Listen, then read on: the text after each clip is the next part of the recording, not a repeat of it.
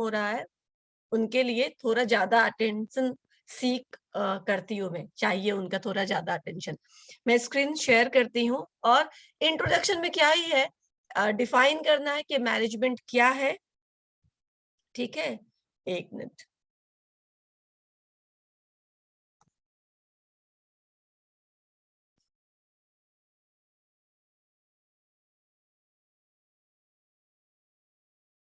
Management क्या है, इसके इम्पोर्टेंस क्या है, यही सब हम लोगों को पढ़ना है इसमें। तो सबसे पहले अगर हम मैनेजमेंट को डिफाइन करें तो क्या है मैनेजमेंट? यस, स्क्रीन दिख रहा है क्या? स्क्रीन दिख रहा है? एक मिनट श्वेता, हाँ सृष्टि बताइए, कैमरा ऑन कर लीजिए। यस मैम, दिख रही है स्क्रीन। स्क्रीन पे क्या दिख रहा है ये ज्यादा जरूरी है, ये आपका ये नहीं देखना है। Is it introduction of management? No ma'am, वो नहीं दिख रही। ठीक है, ठीक है, फोल्डर से दिख रहा है मैम। ओके, समझ में आ गया। थोड़ा स्लो है ना, जिसको मैं चुनती हूँ उसके बाद आता है ये। ओके ठीक है, तो इंट्रोडक्शन ऑफ मैनेजमेंट करना है। तो मैनेजमेंट क्या है, मैंने बहुत पहले बताया था आप लोगों को कि मैनेजमेंट ऐसा नहीं कि हम कॉन्शियसली जब से अवेयर हुए या जब से आप देख रहे कि मैनेजमेंट स्टडीज शुरू हुआ तब से मैनेजमेंट आया।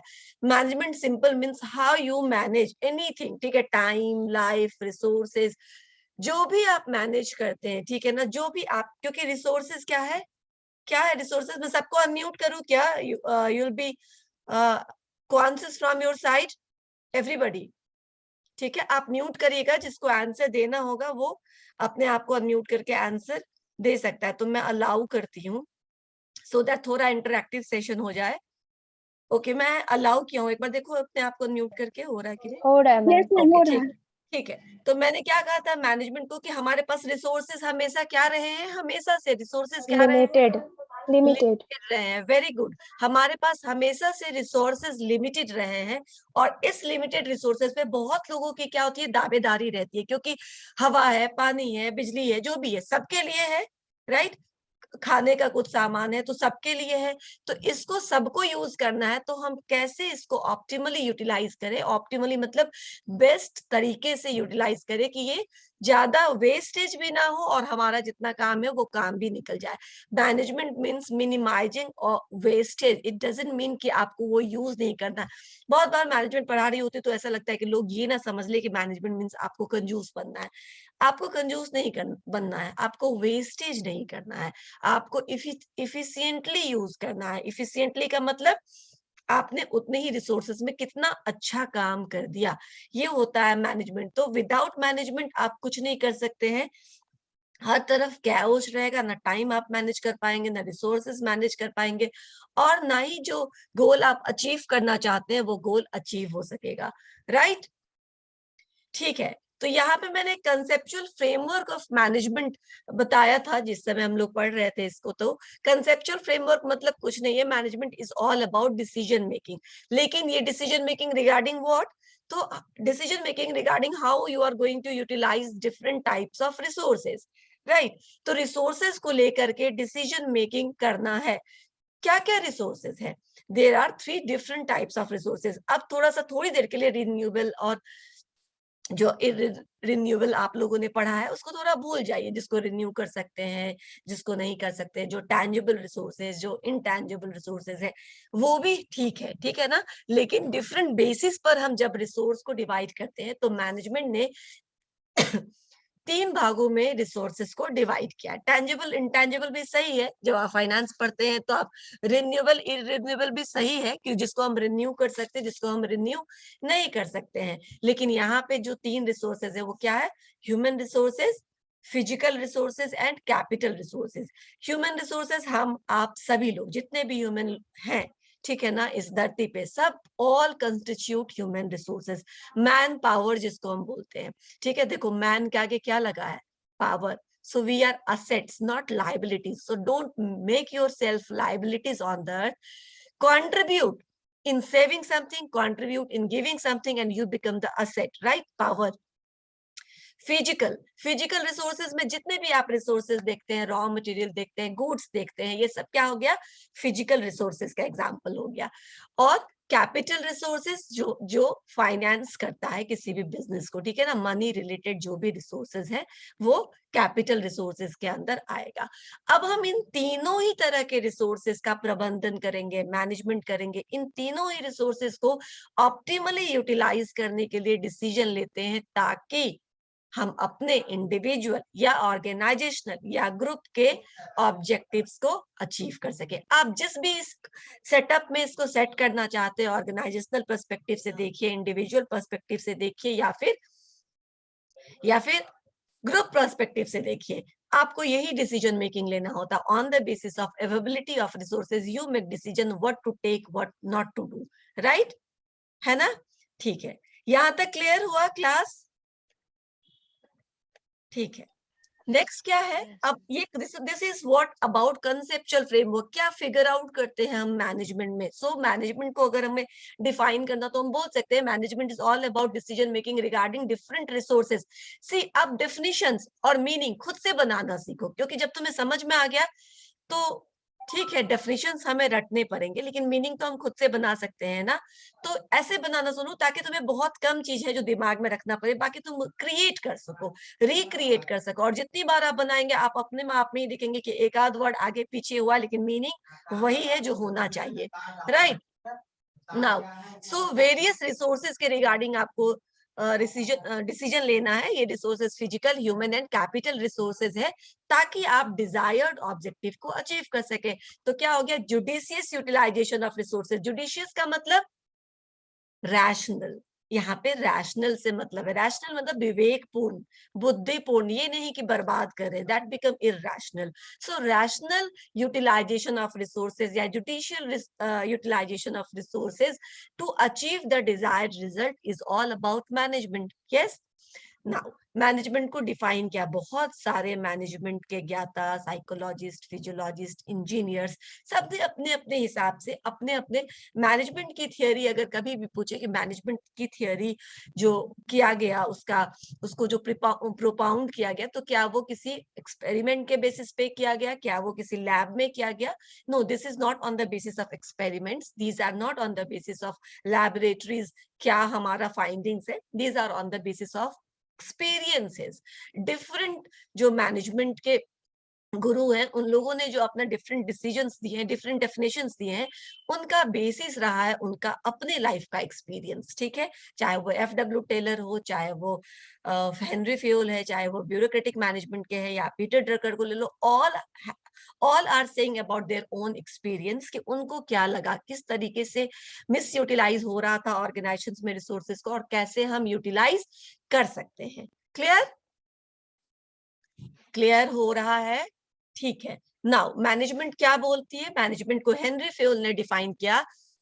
हेनरी फ्यूल को हम क्या बोलते हैं? Again, father of, look here, father of modern operational management, यानी Henry Fayol is the father of modern operational management, not modern management. Modern management के फादर हमेशा मैंने बताया पीटर ड्रकर है, ठीक है? Peter Drucker is the father of modern management because he has conceptualized all those things जो अभी top employers use कर रहा है। टॉप एम्प्लॉयर्स की बात कर रही हूँ जो काफी मॉडर्न है, काफी आगे बढ़ गया है अपने थॉट में, अपने बिजनेस में, वो सब लोग यूटिलाइज कर रहे हैं। तो father of modern operational management इसलिए कहा क्योंकि it's all about execution, it's all about operations. Henry Fayol ने और एफडब्ल्यू टेलर ने, टू बी वेरी फ्रैंक, इन लोगों ने जितने भी आपको प्रिंसिपल्स दिए हैं, थियरीज दिए हैं, all about lower level management. क्यों? क्योंकि वहां उस समय जो हमारा मेजर फोकस था वो क्या था? मैन पावर था। और वो कैसे मैन पावर थे? तो फिजिकल लेबर करने वाले मैन पावर थे, राइट?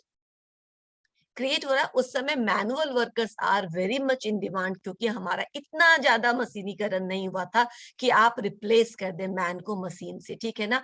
जितना मशीन हुआ भी था, जितना इंडस्ट्रियलाइजेशन हुआ भी था, उसके लिए भी हमें स्किल्ड और सेमी स्किल्ड मैन पावर चाहिए था। तो that time was talking about manual labours, के मैनुअल लेबर्स का बहुत ज्यादा डिमांड था, इसीलिए जो फोकस है वो एग्जीक्यूशन या ऑपरेशनल मैनेजमेंट को दिमाग में रख करके किया गया था। That's why Henry Fayol is known as father of modern operational management, क्योंकि ये एग्जीक्यूशन से रिलेटेड है, ठीक है? अब क्या इन्होंने डिफाइन किया मैनेजमेंट को? Management is to forecast, to plan, to organize and to command, to coordinate and control activities of others. Simply management का क्या मतलब है? मैनेजमेंट है फोरकास्ट करिए, यानी आप फ्यूचर में क्या करना चाहते हैं। फोरकास्टिंग का मतलब हमेशा प्रेडिक्शन से होता है। क्लियर है? ठीक है, तो फोरकास्ट का मतलब होता है प्रेडिक्ट। ठीक है, टू प्लान, अब आपने जो प्रेडिक्ट किया है, क्या प्रेडिक्ट किया? कल किसी बच्चे ने इसमें से पूछा था कि मैम प्लानिंग का जो है स्कैनिंग ऑफ इन्वायरमेंट या फिर अवेयरनेस अबाउट द अपॉर्चुनिटी, ये नहीं समझ में आया। सी यहाँ यही चीज है कि आप प्रेडिक्ट करोगे, किस बेसिस पे प्रेडिक्ट करोगे कि कौन सा बिजनेस अच्छा चलने वाला है। ठीक है ना, कौन सा काम अभी सक्सेसफुल होना चाहिए, ऑन द बेसिस ऑफ, किस बेसिस पे करेंगे आप ये चीज? On the basis of, yes, on the basis of, बताओ, on the basis of awareness regarding the opportunity in the environment, environment में क्या opportunities है, उसके basis पे ही तो आप define करते हैं ना कि क्या काम करना और क्या काम नहीं करना है। Clear?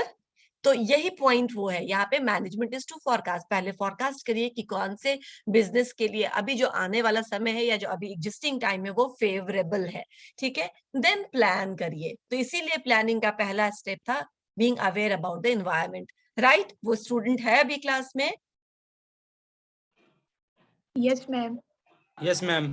ठीक है, तो अब समझ में आया कि हम इसके बाद पहला स्टेप है प्रेडिक्ट करना, फोरकास्ट करना regarding the environment, regarding the overall technological political policies जिसमें हम बिजनेस को स्टार्ट करने वाले हैं। देन प्लान करिए। अब आपने फोरकास्ट कर लिया, या now you are aware about the scenario, aware about the opportunities, so what next? Next is to plan. अब जब आपने डिसाइड कर लिया कि क्या करेंगे या क्या चीज के लिए फेवरेबल कंडीशन है हमारे अभी एक्सटर्नल एनवायरनमेंट में, तो आप प्लान करेंगे। प्लानिंग के बाद नेक्स्ट स्टेप क्या था? ऑर्गेनाइज करेंगे, यानी प्लान करेंगे कि क्या करना है। Actually goal setting, planning is all about goal setting. Goal set किया, फिर ऑर्गेनाइज किया, यानी उस गोल को छोटे छोटे एलिमेंट्स में डिवाइड किया। अब तो समझ में आ रहा होगा मैं ये सब बोल रही हूँ तो। ठीक है, छोटे छोटे सिंपलर एलिमेंट्स में ब्रेक किया ताकि अब उसको काम किया जा सके, उस पर एग्जीक्यूशन स्टार्ट हो सके। ठीक है, जब तक गोल है, लक्ष्य है कि यूपीएससी क्रैक करना है 2022 का, 2024 का, तो उसके लिए आपको क्या करना पड़ेगा? जो डिफरेंट टॉपिक्स है, जो डिफरेंट आपको सब्जेक्ट रखना है, फिर सब्जेक्ट के अंदर जो डिफरेंट सिलेबस है उसका वो इकट्ठा करना पड़ेगा, फिर सबके अलग अलग नोट्स बनाने पड़ेंगे। तो अब क्या कर रहे हैं, इकोनॉमिक्स में करना है या मैनेजमेंट से करना है, तो अलग अलग नोट्स बनाएंगे ना। अब क्या कर रहे हैं, आप सिंप्लीफाई कर रहे हैं, अपने गोल को छोटे छोटे एलिमेंट्स में बांट करके उसको करने की कोशिश कर रहे हैं। ऑर्गेनाइज किया। अब कमांड, यूपीएससी तो खुद ही देना पड़ेगा, एग्जाम तो खुद ही पास करना होगा, इसमें अदर्स को कमांड करने की जरूरत नहीं पड़ेगी। लेकिन कोई ग्रुप एक्टिविटीज है, कोई ऑर्गेनाइजेशनल एक्टिविटीज है जो अकेला नहीं हो सकता, जिसमें more than one people is mandatory. ठीक है ना, अकेला एक इंसान पूरा बिजनेस रन नहीं कर सकता, और स्पेशली अगर वो बिजनेस का साइज बड़ा हो। ठीक है ना, छोटे मोटे स्टोर्स में भी हम देखते हैं कि एक आध हेल्पर जरूर रहते हैं उनके। ठीक है ना, तो ये क्या हुआ? अब आपको क्या करना है, आपने प्लान कर लिया, ऑर्गेनाइज किया, now you have to command and coordinate and control. What? आपको कमांड का मतलब अगेन डायरेक्शन। ठीक है ना, कमांड का मतलब डायरेक्शन, डायरेक्शन देना, निर्देश देना, गाइड करना, सुपरवाइज करना, मोटिवेट करना, ये सब कमांड में आ जाता है। कोऑर्डिनेट करना यानी डिफरेंट ग्रुप मेंबर्स के साथ तालमेल बैठा करके उनको समय पे सही जानकारी देना, उनसे फीडबैक लेना, कोऑर्डिनेट करना। एंड देन कंट्रोल, क्या कंट्रोल? एक्टिविटीज ऑफ अदर्स, क्योंकि अगर उसमें से कोई भी एक इंसान अच्छे से काम नहीं कर रहा तो क्या होगा, गोल हमसे दूर चला जाएगा। इसीलिए सबको कमांड भी करना है, मोटिवेट भी करना है, इंस्ट्रक्शंस भी देना है, उनके बीच में कोऑर्डिनेशन भी रखना है ताकि सब मिलजुल के काम करे। जैसे आप लोग टीम बना के प्रेजेंटेशन करेंगे तो आपस में कोऑर्डिनेट करेंगे, कौन कौन सा पोर्शन तैयार करेगा, ठीक है ना, कौन किस तरह से बोलेगा। आपस में टीम मेंबर जब यस सबको फाइनल कर देंगे तो क्या होगा, वो प्रेजेंट होगा। राइट, तो इससे पहले कोऑर्डिनेट तो करना पड़ेगा। तो coordinate and then control activities of others, यानी दूसरे अगर नहीं कर रहे हैं तो उसको भी समझाएंगे कि तू भी कर ले, नहीं तो मार्क्स इंडिविजुअल बनने वाला है। भले ही हम 3 बहुत अच्छा बोल देंगे, तू नहीं बोलेगा तो तेरा मार्क्स 0 हो जाएगा। समझ में आया? यानी आप उसको कंट्रोल कर रहे हैं। ये कंट्रोलिंग कैसा है? पॉजिटिव कंट्रोलिंग है। क्षति होने से पहले ही आप उसको समझा रहे हो कि तुम भी थोड़ा सा तैयारी कर लो, भले ही छोटा सा पार्ट लो, बहुत बड़े में अगर तुम्हें दिक्कत है तो, लेकिन इसको अच्छे से याद कर लो, अच्छे से एक्सप्लेन कर लेना या अच्छे से प्रैक्टिस कर लो, है ना। This is what management. Clear? यहाँ तक कुछ डाउट? मैंने इसीलिए आप सबको अनम्यूट किया है कि अपने आप को म्यूटेड रखेंगे, लेकिन कुछ पूछना होगा तो आप पूछ सकते हैं ऑन टाइम। या नेक्स्ट, बदमाशी करोगे तो वापस से म्यूट कर दूंगी। एफ.डब्ल्यू. टेलर, अब ये एफ.डब्ल्यू. टेलर को फादर ऑफ साइंटिफिक मैनेजमेंट बोलते हैं। फादर ऑफ साइंटिफिक मैनेजमेंट इसलिए बोलते हैं क्योंकि इससे पहले जितने भी प्री साइंटिफिक एरा का था काम, उसमें क्या था, कुछ भी सॉलिड नहीं बोला गया था, मीन्स की everything on the basis of guess work, ठीक है ना। आप गेस करते हैं, ट्रेडिशनली जैसे जो चीज चल रहा है हम वैसे ही करेंगे। तो उसमें क्या होता है कि ट्रेडिशनल तरीके से चलने से ट्रेडिशनली बहुत सारा वेस्टेज हुआ, बहुत कुछ गलत हुआ, उसको आपको रोकने की जरूरत है, ठीक है ना। आप साइंटिफिक तरीके से सोचिए। साइंटिफिक तरीका मैं बताती हूँ किसको बोलते हैं, पहले हम इनके डेफिनेशन को देख लेते हैं। Management is an art, science तो है लेकिन इसमें पहले आर्ट है। What is this art? Management is the art of knowing what is to be done. हड़बड़ी नहीं करना है, पहले ये एग्जैक्टली आपको पता करना है कि मुझे एग्जैक्टली करना क्या है, ठीक है। Finding out what is required to be done and then makes sure, ठीक है ना, then seeing that it is done in the best possible manner, यानी कि किसी एक काम को करने के एक से अधिक तरीके हो सकते हैं, राइट। आपके घर से कॉलेज आने के एक से अलग अलग रास्ते हैं ना, एक ही रास्ता तो नहीं होता, right. There are different ways, बहुत सारे रास्ते हैं। अब आप पता इवेलुएट करिए कि इन सारे रास्ते में कौन सा रास्ता है जो मेरे लिए बहुत अच्छा है, शॉर्टकट भी है, कोई रसल बसल नहीं है उस रास्ते में, वो ट्रैफिक फ्री है रास्ता, ठीक है ना। तो ये इस तरह से इवेलुएट करके आप अपना कोई एक रास्ता चुन लेते हैं कि ये मेरा मुझे सबसे इजी पड़ता है, ठीक है। अगर इमरजेंसी में कभी इस रास्ते में कुछ प्रॉब्लम हुआ then I will change the way, otherwise ये मेरा सबसे टाइम सेविंग रास्ता है, ठीक है ना। ऐसे हम लोग करते हैं ना, इवेलुएट, ठीक है। अब now this is what scientific management, पहले पता करो कि क्या करना है और फिर जो जो भी हमको करना है उसको सबसे अच्छा तरीका, क्योंकि तरीका तो बहुत सारा हो सकता है उस काम को करने का, सबसे अच्छा तरीका जो है पहले उसको फाइंड आउट करो और उस तरीके से करो। उससे फायदा क्या होगा, तो आप ज्यादा इफिशियंट हो पाएंगे, ज्यादा इफेक्टिव हो पाएंगे। यानी कि इफिशियंट जब भी बोलते हैं तो it cut on cost, right. आपके रिसोर्सेज वेस्ट नहीं होने देता है if you are doing anything efficiently, ठीक है। एंड इफेक्टिव मतलब क्वालिटी के साथ भी कोई कॉम्प्रोमाइज नहीं होता, तो ये दोनों हो पाएगा। अभी इतना डिफिनेशन समझ में आया, क्योंकि हम लोग एफ.डब्ल्यू. टेलर को बहुत डिटेल में पढ़ने वाले हैं, तो बहुत डिटेल में आगे बताऊंगी। यहां तक समझ में आया डेफिनेशन का मतलब, क्यों ये आर्ट है, knowing exactly what is to be done, ये सब याद कर लो, वन लाइनर में आ सकता है। खासकर जो फेमस डेफिनेशंस है एफ.डब्ल्यू. टेलर के, पीटर ड्रकर के, कूंज के, ठीक है ना, ये सब आ जाता है, राइट। ये सब ऑब्जेक्टिव में आ जाता है, जो काफी फेमस है वो आ जाते हैं, इसीलिए मैंने सारे वो सब आपको बता दिए ताकि ऑब्जेक्टिव में भी आएगा तो छूटेगा नहीं। खैर पीपीयू में मैं भूल जाती हूँ, ऑब्जेक्टिव्स आते नहीं है, ओके, सब्जेक्टिव ही आता है। तो मार्क्स उन्हीं के उठेंगे जो अच्छा आंसर लिखेंगे। एकेयू में क्या होता है, जब टिक टिक टिक टिक करने में ना नहीं भी आता रहा तो भी 20 में से 12 नंबर आ सकता है, 13 नंबर आ सकता है, क्योंकि एमसीक्यू होता है, राइट। चलो ठीक है, कोई बात नहीं। नाउ अब साइंटिफिक मैनेजमेंट को कैसे डिफाइन किया गया? Scientific management defined as the use of scientific method, यानी हमारे जो पुराने तरीके, देखो खेती का भी तरीका हमारे बिहार में अभी भी पूरा ट्रेडिशनल मेथड फॉलो करते हैं हम खेती के लिए भी, लेकिन पंजाब एग्रीकल्चर का कैसे लीडर हो गया, because all sorts of scientific tools technology are utilised even in agriculture. वहां के किसान भी इक्विप्ड हो गए हैं और टेक्नोलॉजी को यूटिलाइज करते हैं, फसल बोने से लेकर फसल को काटने तक में। हमारे यहाँ हम भी एग्रीकल्चर ही बेसिस है बिहार का भी, लेकिन उसमें क्या है, अभी भी ट्रेडिशनल तरीका है ना। तो किसानों की हालत हमारे यहाँ पंजाब के किसानों जैसी है नहीं है, राइट। क्यों? क्योंकि हम अपने आप को साइंटिफिक वे में मोल्ड नहीं कर पाए अभी तक। सो साइंटिफिक क्यों क्या होता है, ट्रेडिशनल तरीकों को छोड़ करके साइंटिफिक मेथड से करिए, जो सबसे अच्छा सबसे बेस्ट तरीका है उस काम को करने का, ठीक है। Now, according to Harold Kunz, management is the art of getting things done through and with the people in formally organized group. इसका क्या मतलब हो गया कि कुंज ने बोला कि मैनेजमेंट भी एक आर्ट है। वो क्या आर्ट है? आप खुद कर लेंगे, इसमें तो कोई बहुत बड़ी बात नहीं है, ठीक है ना। आपको मैंने 4 काम दिया और आपने शाम तक कर लिया, ये बहुत सिंपल काम है, कोई भी कर सकता है, क्योंकि आप अपने ऊपर तो कभी भी किसी भी तरह का कंट्रोल एक्सरसाइज कर सकते हो, राइट। काम कर लो नहीं कर लो, ठीक है। दिस इज वेरी सिंपल, अपने आप से काम को करना। लेकिन सिंस काम का वॉल्यूम बहुत ज्यादा है, आप अकेले पूरा कर नहीं पाओगे, राइट? तो अब आपके सामने चैलेंज है कि दूसरे को कंट्रोल करना है, दूसरों से वो काम करवाना है। अब ये दूसरों से काम करवाना इज क्वाइट डिफिकल्ट। इसके लिए बहुत कुछ चाहिए, ठीक है ना? आपके इंटरपर्सनल स्किल अच्छे होने चाहिए, आपके कम्युनिकेशन स्किल अच्छे होने चाहिए, तो ही आप दूसरे को मना पाएंगे कि भैया ये काम कर लो, ये बहुत जरूरी है, इतने समय में इसको खत्म करना है। That's why it is an art of getting things done with people in formally organised groups. यानी जो फॉर्मली ऑर्गेनाइज ग्रुप है, लोगों से आप कैसे काम करते हैं, मैनेजमेंट मेन वही कला है। तो ये कला अच्छे मैनेजर्स के पास बहुत अच्छा होता है, राइट? अच्छे मैनेजर्स मेक श्योर कि मैं ये काम अपने टीम मेंबर से करवा लूंगा, और कैसे करवाऊंगा, बिल्कुल वैसे ही करवा लूंगा जैसे कि मैं इसको खुद से करता। How come? Supervision, timely assistance, motivation, ठीक है ना?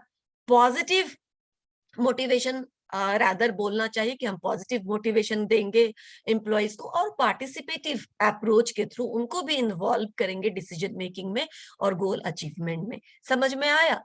ये यही आर्ट है, राइट? नहीं तो कोई किसी के कहने पर कुछ काम नहीं करता। So this is the art, this is the skill जिससे मैनेजर अपना काम कराता है, ठीक है? एंड देन पीटर ड्रकर ने कैसे इसको डिफाइन किया? Management is multipurpose organ that manages business, manages managers and manages workers and work. बहुत सिंपल है ये भी डेफिनेशन। पीटर ड्रकर ने कहा कि मल्टीपर्पस ऑर्गन है, जहां डाल दो वहीं फिट हो जाएगा। और इसमें करना क्या है? तो इसमें बिजनेस को मैनेज करना है, मैनेजर्स को मैनेज करना है, वर्कर्स को मैनेज करना है, और वर्क को मैनेज करना है। ये सभी चीज मैनेज हो जाएंगे, then it becomes management, overall management, right? अभी कोई प्रॉब्लम यहां तक में? No. ठीक है, ठीक है।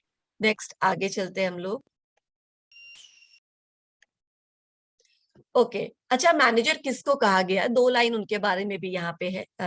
See here, a manager is one who contribute to the organisational goal indirectly. मतलब क्या है कि मैनेजर क्या सिर्फ बैठा रहता है? नहीं, मैनेजर उससे मुश्किल काम करता है, वो खुद भी कंट्रीब्यूट करता है, खुद भी काम करता है। वो तो थोड़े टॉप लेवल के ऑर्डर का काम करता है, मतलब थिंकिंग प्रोसेस उसका, प्रॉब्लम सॉल्विंग प्रोसेस है उसका, डिसीजंस वो लेता है। अगर गलत डिसीजंस हो गए तो सारा रिस्क उसके ऊपर आएगा, अगर सही हुआ तो सारी क्रेडिट भी उसको जाएगी, साथ ही टीम को भी जाएगी। तो मैनेजर कौन होता है? जो इनडायरेक्टली कंट्रीब्यूट करता है। इनडायरेक्टली मतलब सारा काम खुद नहीं करता है, बल्कि लोगों के हेल्प से करवाता है। इनडायरेक्टली कंट्रीब्यूट करता है सारे लोगों के एफर्ट्स को एक डायरेक्शन में डालने के लिए, ताकि जो मैनेज ऑर्गेनाइजेशंस का ऑब्जेक्टिव से गोल है वो अचीव हो सके, राइट? इसी को हम मैनेजर बोलते हैं। वो सारे काम खुद नहीं करता, बल्कि लोगों से अच्छे से करवाता है। क्लियर? ठीक है। On the other hand, a person who is not a manager, यानी दूसरी तरफ अगर हम देखें तो वो लोग जो मैनेजर्स नहीं है, जो वर्कर्स हैं, जो एग्जीक्यूटिव लेवल्स पे हैं, ऑपरेशनल ड्यूटीज है जिनकी, वो क्या करते हैं? वो डायरेक्ट कंट्रीब्यूट करते हैं ऑर्गेनाइजेशन गोल को अचीव करने के लिए, टास्क को खुद से परफॉर्म करके। क्लियर? अब इसको इस तरह से समझो, राजा के सभा में मंत्री होते हैं ना, तो वो जो मंत्री होते हैं वो युद्ध कब लड़ा जाए या ना लड़ा जाए, युद्ध किस नीति से लड़ा जाए, किस स्ट्रैटेजी से लड़ा जाए, ये सब कहाँ बनता है? ये सारे प्लानिंग, ये सारे डिसीजंस होते हैं राज दरबार में बैठ करके। क्या उस राज दरबार में आपको कोई ऐसा सैनिक दिखता है जो घोड़े से या पैदल यात्री कर करके जाता है लड़ाई करने के लिए? नहीं। वो कौन होते हैं? वो एक्चुअल हीरोज होते हैं जो काम को करते हैं, ठीक है ना? करते हैं ना वो करते हैं। और ये मंत्री भी हीरो होते हैं, क्योंकि ये डिसाइड करते हैं कि हम कौन सा स्ट्रैटेजी वॉर के लिए बनाए, ताकि हम सुनिश्चित कर सके कि जीत हमारी होगी, ठीक है ना? हमारे सैनिक ही अच्छा परफॉर्म करेंगे। तो अब समझ में आया मैनेजर और वर्कर्स का जो रोल होता है वो? इस एग्जाम्पल से थोड़ा क्लियर हुआ? ठीक है ना। अब हम लोग देखेंगे मैनेजमेंट के फंक्शंस क्या क्या है। एक सेकेंड। ठीक है, ये सब तो आप लोग बहुत अच्छे तरीके से जानते हैं, मैं जानती हूँ, इसमें कहीं पे किसी को कुछ भी नहीं जानना। ये these are the 5 functions of management. Simple, it starts with planning, और प्लानिंग से पहले क्या है वो आप कंसेप्चुअल डिसीजन मैनेजमेंट में देख चुके हैं। Decision making, right? Decision making regarding the opportunity and then how to utilize this resources. So पहले हम प्लानिंग करेंगे। ये these are the 5 major functions of management, ठीक है? Planning, organizing, staffing, directing and controlling. Simple समझो अगर diagram से, तो planning is all about what you wanted to be done और what you want to do in coming future. Futuristic होता है ये, अभी के लिए प्लान नहीं करते, फ्यूचर के लिए प्लान करते। भाई अगर 50,000 रुपए कमा रहे हो तो कुछ एसआईपी में इन्वेस्ट कर लो, है ना। क्योंकि क्यों इन्वेस्ट कर लो? फ्यूचर के लिए, कल को काम आएगा। इमरजेंसी फंड कुछ कर लो क्योंकि कल को काम आएगा, राइट। तो प्लानिंग हमेशा कल के लिए किया जाता है, तो इसीलिए इसको हम बोलते हैं फ्यूचरिस्टिक होता है। और कल आपको क्या अचीव करना है उसके लिए क्या होगा, उसके लिए अभी आपको फाइंड आउट करना पड़ेगा, अभी आपको एडवांस में एक तैयार करना पड़ेगा, एक रूट बोल सकते हैं या रोड मैप बोल सकते हैं, जिसको फॉलो करके आप उस ऑब्जेक्टिव को अचीव करो जो आपको आज से 2 साल बाद, 3 साल बाद, 5 साल बाद अचीव करना है। समझ में आए? So planning is fundamental function, basic function of management. And सबसे पहले इसमें हम गोल्स डिसाइड करते हैं, एंड देन जो भी गोल्स हमने डिसाइड किया है एडवांस में, उसमें क्या करना है, कब करना है, कहाँ करना है, कौन करेगा, कैसे करेंगे, ये सारे आंसर्स आप बिफोर स्टार्टिंग द ऑपरेशंस और बिफोर एग्जीक्यूशंस आप क्या करते हैं, शुरू कर देते हैं। This is what, this is planning, है ना। काम को करने से पहले आप सब कुछ बांट लेते हैं कि दिमाग में बिल्कुल आपको क्लियर रहता है कि क्या करना है। इसका एक एग्जांपल, घर जब बनाने से पहले हम उसका नक्शा ड्रॉ करते हैं ना, तो वो भी प्लानिंग है। पहले हमने नक्शा ड्रॉ कर लिया, यहाँ बरामदा रहेगा, यहाँ बालकनी रहेगा, यहाँ मेरा लिविंग स्पेस रहेगा, ये मेरे बेडरूम्स होंगे, हो गया ना। जितना ही बड़ा घर बनाना है हम करते हैं ना, नक्शा बनाते हैं ना, क्यों? ताकि जो कल मेरा घर बनेगा वो ऐसा ही बनेगा, उसको हम विजुअलाइज करने के लिए मैप बनाते हैं, right. That is a planning, future planning. 3 साल बाद, 2 साल बाद घर बनेगा, लेकिन अभी तय कर लिया कि हमारा घर जब बनेगा तो कैसा बनेगा, राइट। क्लियर?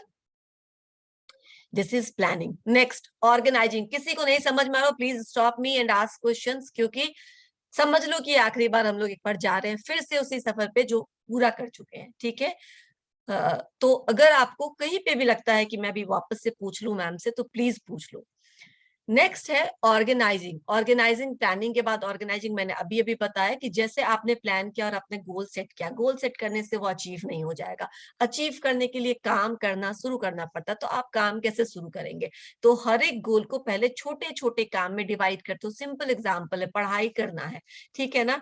तो पढ़ाई, अगर आपको बीबीएम करना है, ठीक है ना, अभी फर्स्ट ईयर का आपको एग्जाम होगा और निकालना है, तो आपका प्लानिंग है बीबीएम की डिग्री लेना और प्रोफेशनल कोर्स करना, और उसके हेल्प से क्या करना है, उसके हेल्प से आपको जॉब पाना है, ठीक है ना। प्रोफेशनल डिग्री ले रहे हैं आप लोग, तो ऑब्वियसली जॉब ओरिएंटेड होगा आपका माइंडसेट, आपको जॉब लेना है।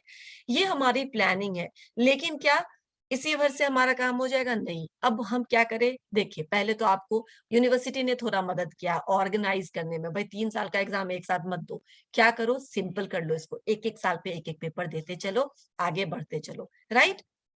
समझ में आया? एक्शनेबल हो गया, इजी हो गया, थोड़ा सिंपल हो गया। उसमें भी और सिंपल कर दिया, एक साल में आप ये 5 सब्जेक्ट पढ़ो, ठीक है ना।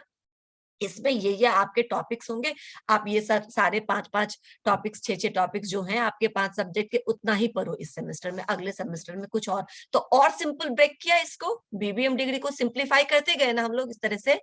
और अब आप क्या कर रहे हैं, तो रोज थोड़ा थोड़ा पढ़ के, उस दिन के लिए जमा नहीं करो कि जब एग्जाम का डेट आएगा तब हम पढ़ना शुरू करेंगे, नहीं। थोड़ा थोड़ा रोज पढ़ के, सारे क्लासेस करके, अटेंटिवली करके, सिर्फ अटेंडेंस के लिए नहीं करके, ठीक है ना, जानने के लिए, सीखने के लिए करके, पूछो, पढ़ो और सीखना शुरू करो। तो क्या होगा, लास्ट में आपका 50% जो तैयारी है ना वो क्लासरूम से हो जाता है, ठीक है। बाकी 50% सेल्फ स्टडी से हो जाता है। तो यू आर डन विद 50%। फिर बीच में थोड़ा थोड़ा खुद रिवीजन करते रहो, और नेक्स्ट डे जब क्लास आते हो और जो भी तुमने रिवीजन किया, मान लो पीओएम में कुछ रिवीजन हुआ है और कोई बात नहीं समझ में आई, आस्क इट, राइट। ये तरीका है ना तैयारी करने का, कितना सिंपल लग रहा है। और उन बच्चों का पूछना जो क्लास नहीं करते, जो पढ़ाई भी नहीं करते, जो कुछ पूछते भी नहीं, उनको एग्जाम के टाइम में पसीने छूटेंगे, राइट। तो ये तरीका है। ये ऑर्गेनाइजिंग मतलब ये हुआ कि जो आपका एक बड़ा सा गोल है उसको सिंपल सिंपल टास्क में डिफाइन करके अब काम करने लायक बनाइए। Make it group it in the simpler form and make it action label, जिस पर आप अब एक्शन ले सकते हैं, एग्जीक्यूशन कर सकते हैं, राइट। यहाँ पे ऑर्गेनाइजिंग के थ्रू क्या होता है, सुपीरियर एंड सबऑर्डिनेट का रिलेशनशिप बनता है। सुपीरियर, अब ऑर्गेनाइजेशन में जाते हैं, ये तो भी इंडिविजुअल गोल हमने डिस्कस किया। ऑर्गेनाइजेशन गोल को अचीव करने के लिए अब हम लोग क्या करते हैं, तो पहले ग्रुप को काम को बांट लिया, काम को फिर अलग अलग ग्रुप को बांट दे दिया, जैसे कि एचआर ग्रुप को दे दिया, मार्केटिंग ग्रुप को दे दिया, फाइनेंस ग्रुप को दे दिया, डिपार्टमेंट तुम बोल सकते हो इसको, ठीक है ना, आईटी डिपार्टमेंट को दे दिया। तो इन सारे डिपार्टमेंट्स को अपना अपना काम दे दिया, भाई देखो हमको ये करना, इस काम को पूरा करने के लिए डिफेंस को सॉरी फाइनेंस को ये करना पड़ेगा, एचआर को ये करना पड़ेगा, प्रोडक्शन को ये करना पड़ेगा, आईटी को ये करना पड़ेगा, मार्केटिंग और सेल्स को ये करना पड़ेगा। काम बांट दिया सब डिपार्टमेंट का, अब सब लोग अपना अपना काम कर रहे हैं। तो इन काम के बंटवारे से क्या होता है कि हर एक डिपार्टमेंट में कोई तो सीनियर होगा ना जो कंट्रोल करेगा, कमांड करेगा, कोई उसका जूनियर होगा जो फॉलो करेगा, कोई फिर उसका जूनियर होगा जिसको वो इंस्ट्रक्शंस देगा, राइट। तो इस तरीके से सीनियर और जूनियर का रिलेशनशिप स्टैब्लिश होता है। और फाइनली हम कहते हैं कि ऑर्गेनाइजेशन में एक हायरार्की बन गया है, higher to lower order, lower to higher order, जिसमें कौन किसको फॉलो करेगा, कौन किसको रिपोर्ट करेगा, कौन किसको सुपरवाइज करेगा, कौन किसको फीडबैक देगा, ये सारे क्लैरिटी आ जाती है। अब समझ में आया ऑर्गेनाइजेशन, या कुछ पूछना है? ठीक है, ओके। कल किसी ने ऑर्गेनाइजिंग से भी क्वेश्चन पूछा था, क्लियर हो गया। Next staffing. अब स्टाफिंग क्या है वो देख लो। स्टाफिंग, अभी जैसे मैंने कहा कि ऑर्गेनाइजेशन में मान लो कोई गोल है, कोई एम है, वो टारगेट सेट हुआ, ऑर्गेनाइज कर लिया। अब क्या करना है हम लोगों को, प्लानिंग हो गई, ऑर्गेनाइजिंग हो गई, स्टाफिंग, यानी कि जब आप काम करेंगे तो आपको लोगों की जरूरत होगी, है ना। फाइनेंस डिपार्टमेंट को अगर आपने फाइनेंस का काम दिया है, कैपिटल को, yes Sunny, any question? Camera on करो पहले, बोलो। मैम बोल रहे हैं ना कि आज इतना ही रहने दें। हाँ, रहने देते हैं, अटेंडेंस ले लेते हैं, ठीक Yes, है। ma'am. चलो, स्टाफिंग से हम लोग नेक्स्ट क्लास में करेंगे। थैंक यू याद दिलाने के लिए कि टाइम हो गया है, इतना ही पे रहने देते हैं। लेकिन इतना समझ में आया ना? Yes ma'am. Yes ma'am. Yes ma'am. मैं अटेंडेंस ले लेती हूँ, यस मैम। एक second.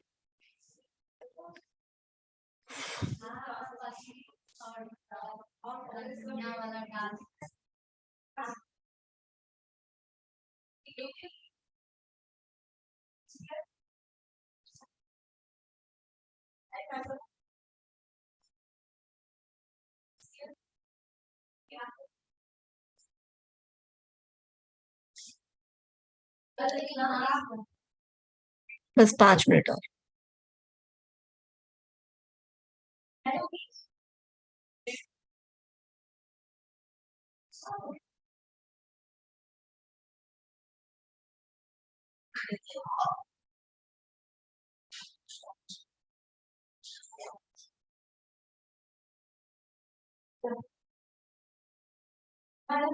Okay, February gone, today is March, है ना। सो इस साल का भी 2 महीना निकल गया। चलिए,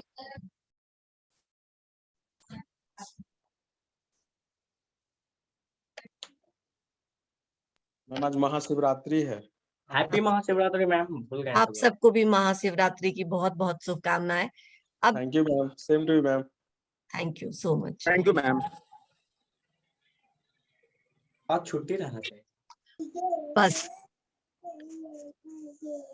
क्या होता है ना, जब क्रिकेट चल रहा होता है मैदान में, तो हर एक लोग बोलते हैं, ठीक है ना, अरे ये ऐसे क्यों खेल रहा है, इसको ऐसे खेलना चाहिए, उसको वैसे खेलना चाहिए। तो तुम खुद बनना, खुद कॉलेज बनाना, फिर तुम खुद डिसाइड करना वहाँ क्या होना चाहिए, नहीं होना चाहिए।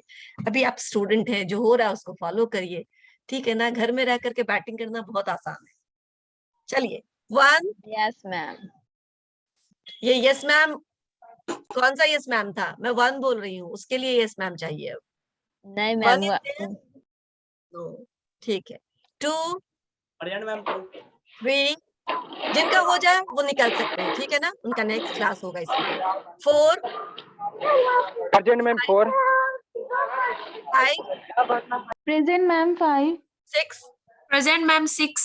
7 8 9 10 present ma'am 10 11 12 13 14 15 yes ma'am 16 17 18 19 20 Yes, ma'am, 18. नकली 1 रूट 1 एरा कोई ले तो भी दे हम 18 done। म्यूट करो विकास, 21 है, मैंने देख लिया, म्यूट कर लीजिए विकास। 19 Ma'am, 18 हो गया. हो गया, 20 डन, 21 डन, 22 22 23